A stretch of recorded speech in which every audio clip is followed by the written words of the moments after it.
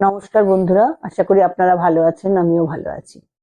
আজকে বলবো অ্যাঞ্জেল বা মেসেঞ্জার অফ গড বা দেবদূতকে আমরা অনেক দেরি, মানে যবে থেকে আমরা ছোট্টবেলা থেকে ঈশ্বরকে জানি তার অনেক পরে আমরা জেনেছি অ্যাঞ্জেলদের কথা। এবং তাহলেও আমরা যবে থেকে জেনেছি তাদের, তখন থেকে আমরা ঈশ্বরের স্থানেই অ্যাঞ্জেলদের রেখেছি।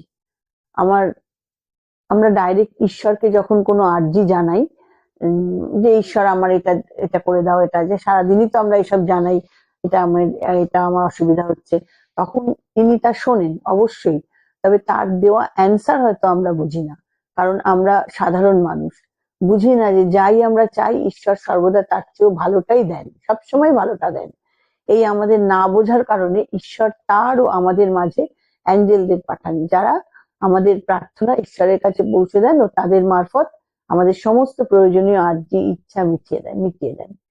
তারা ঈশ্বরের প্রেরিত দূত, ঈশ্বরের খুব কাছের তারা, আবার আমাদেরও খুব কাছের। আর প্রেয়ার তো অবশ্যই করতে হয়, প্রেয়ার করলে আমরা অ্যাঞ্জেলদের পাবোই। ডাকলেই ইনস্ট্যান্ট আমরা অ্যাঞ্জেলদের পাই, যে কোনো প্রবলেমে আমরা যদি অ্যাঞ্জেলদের ডাকি যে অ্যাঞ্জেল, অনেক সময় আমরা অবাক হয়ে যাই যে বাবা একটুখানি অ্যাঞ্জেলকে বললাম সঙ্গে সঙ্গে কাজটা হয়ে গেল।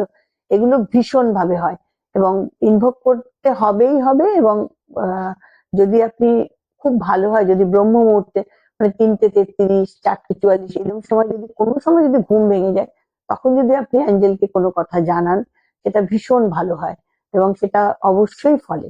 আর যদি 3:33 বা 4:44 একান্ত ঘুমের সাথে তো কোনো কিছু বলা যায় না, যদি না ঘুম ভাঙে তখন বিকেল বেলাও করতে পারেন। তবে দিনে 2 বার অ্যাঞ্জেলের ইনভোক করা খুব ভালো, অ্যাঞ্জেলের মেডিটেশন করা। নমস্কার, ভালো থাকবেন।